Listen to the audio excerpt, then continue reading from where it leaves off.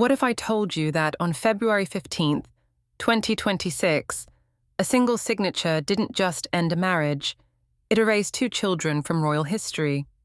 This isn't speculation. This isn't tabloid gossip. This is what happened when the British monarchy decided enough was enough. February 17th, 2026, Buckingham Palace. The cameras are rolling, the world is watching, and Prince William stands flanked by Princess Anne and the Duchess of Edinburgh. His words are measured, deliberate, final. The marriage agreement of February 15th between Prince Harry and Meghan Markle is now official. And with that, there are irreversible consequences. He pauses. The weight of what he's about to say hangs in the air. The Crown has acted in accordance with its ancient duty, to protect, to uphold, and to serve its future. The settlement reflects this principle. It is final, final. That word echoes across continents. Because this isn't just a divorce, this is a royal reset, and the story of how we got here, it's darker, more calculated, and more devastating than anyone imagined. Let's rewind. February 3rd, 2026, early morning, Windsor Castle. An emergency session is convened. King Charles, Prince William, and Princess Anne gather behind closed doors. The air is tense. Anne places a dossier on the table. It's stamped in red. Immediate custodial breach. Inside that file is a timeline, a pattern, evidence. Archie, 7 years old, and Lilibet, 5, had been quietly withdrawn from their California schools. No notice, no explanation. Medical appointments, blocked. Communication with royal child welfare officers, severed. And then the final blow, a £6.3 million education trust set up in the UK for the children's future had been dissolved. Authorization? Meghan's signature. Anne doesn't mince words. This isn't negligence. This is a structured pattern of disengagement. By February 4th, the Duchess of Edinburgh is given the green light. She activates something that hasn't been used since the 1950s, the Royal Emergency Guardianship Protocol. It's a legal mechanism designed for one purpose: protecting royal bloodlines when they're under existential threat. The next day, William goes further. He invokes Appendix 4 of the Royal Succession Stabilisation Act, a clause so obscure it dates back to the abdication crisis of Edward VIII. What does it do? It grants the Crown full custodial control over minors of royal descent when their identity is at risk of being erased. And here's the kicker. Meghan doesn't show up. Not to one meeting, not to one proceeding. Her legal team submits nothing. No challenge. No defense. Just silence. That silence, according to those inside the palace, said everything. So on February 15th, at the Royal Family Court of Chancery, under legal observation, an agreement is signed. It's not your typical divorce settlement. It's 94 pages long, divided into 6 annexes, and it covers everything. Division of assets, the Montecito estate, Norfolk holdings, stock accounts, liabilities tied to the Archewell Foundation, custody and child welfare. The Crown is granted permanent legal guardianship of Archie and Lilibet, financial obligations, child support, education funding, all outlined, personal property, heirlooms, inheritances, intellectual property rights, all divided, residential access, who gets to stay where, who gets locked out, and then the big one, public conduct and confidentiality clauses, non-disparagement agreements, media engagement bans, penalties for breach. The palace made it clear, this isn't just legal, this is emotional, this is institutional, this is survival. A source close to Queen Camilla, who notably stayed out of the public eye during all of this, confided something telling. She said the Queen felt immense sadness, yes, but also total relief. Relief. Let that sink in. For Harry, the weeks leading up to the signature were described as brutal. Aides said he was withdrawn, confused, drowning in guilt. Without Meghan in the UK, he reportedly swung between defending her and surrendering to the Crown's demands. But ultimately, he had no choice. His residency status was unstable, his income inconsistent, interim custody denied. Meanwhile, on February 10th, Princess Catherine was photographed leaving St. George's Chapel. She's holding hands with Lilibet and Charlotte. The photo is released without a caption. It doesn't need one. The British press called it the moment dignity eclipsed dysfunction. The official announcement came 48 hours later. At exactly 9 a.m., on February 17th, Buckingham Palace uploaded the statement. Within minutes, headlines exploded on both sides of the Atlantic.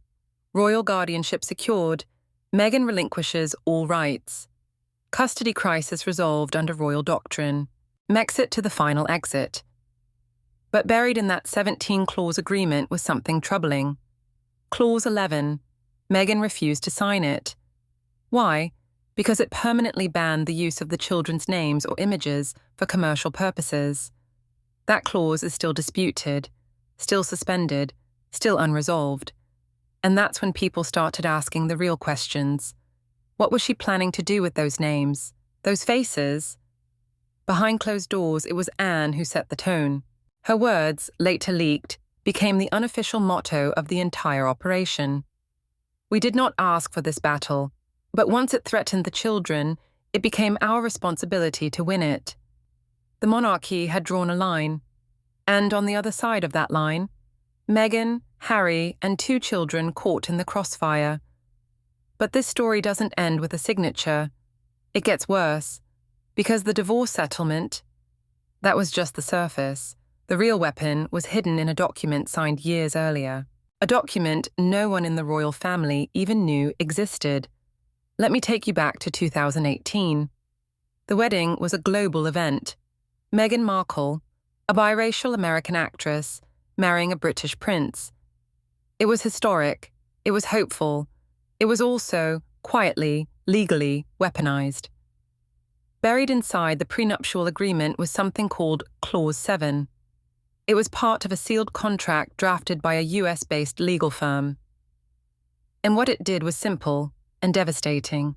It gave Meghan sole intellectual property rights to Harry's likeness, his voice, his unpublished memoir material, and all narrative derivatives involving their joint life from 2016 onward. Read that again.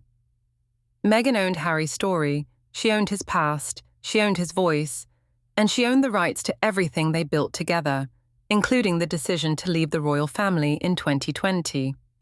Legal analysts were stunned when this came to light in February 2026.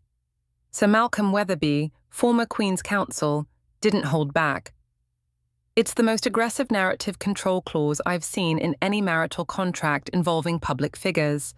Effectively, Harry surrendered control of his past, present, and future in exchange for marital unity and possibly emotional safety.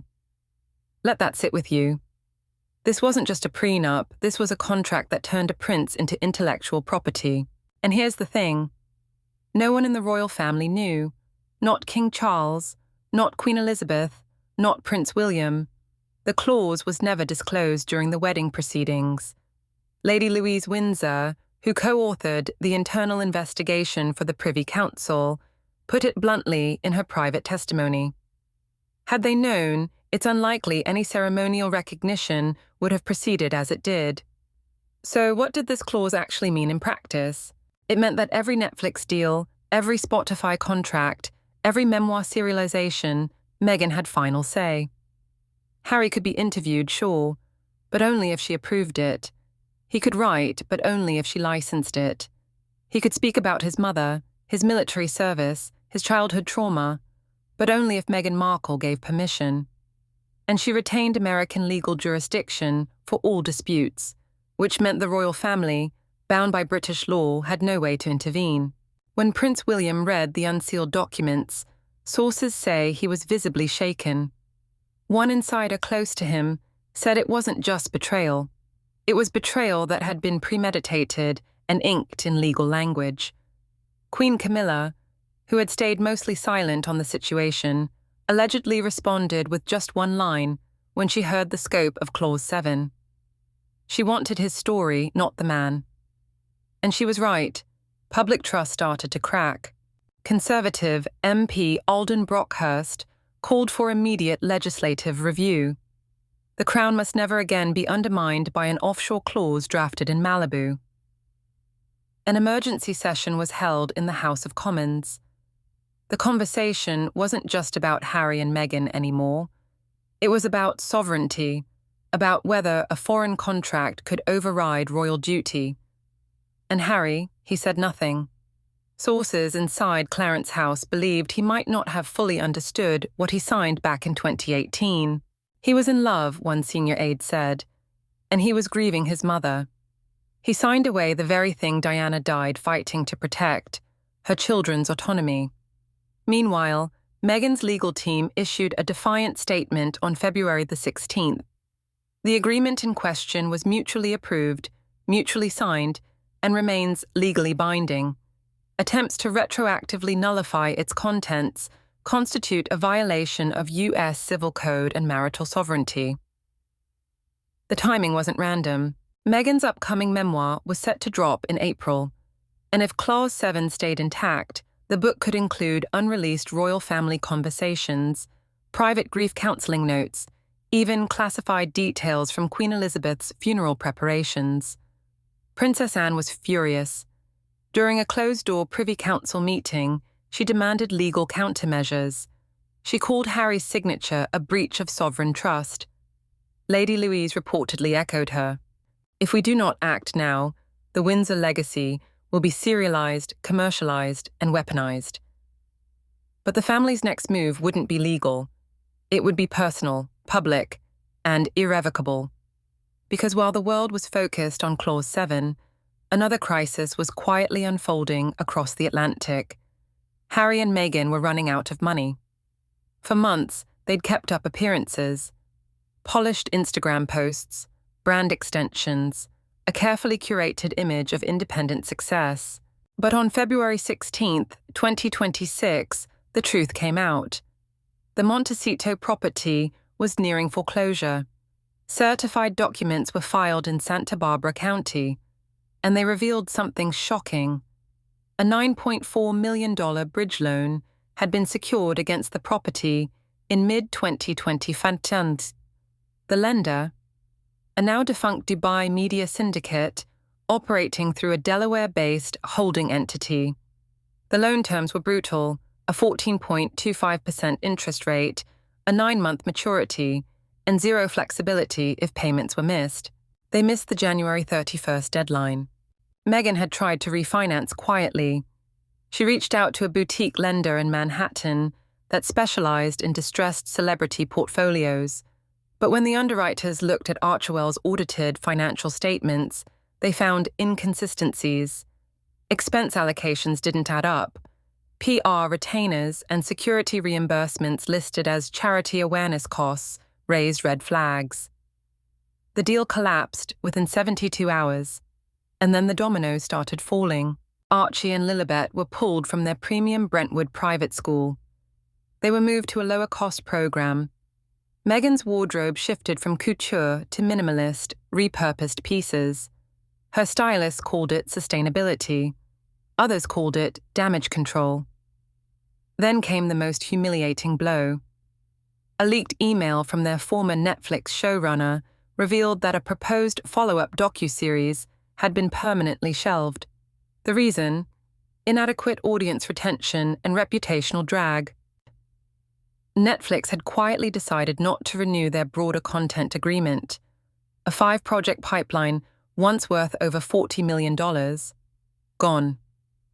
Replaced by a single phrase in the memo, brand underperformance with ongoing legal exposure. Inside the palace, this wasn't a surprise. King Charles and Prince William had seen it coming.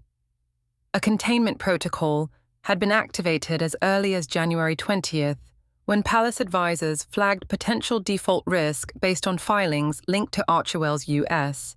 partner entities. The Crown's legal team moved fast.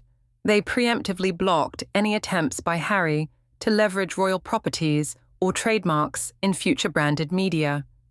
It was an unprecedented move in modern royal history.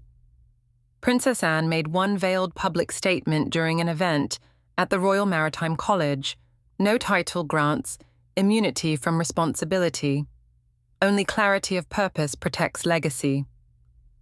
To many, it was a final warning shot, and Harry, friends said he'd changed. He looked unshaven in public appearances. His remarks seemed confused. He was noticeably absent from recent live streams.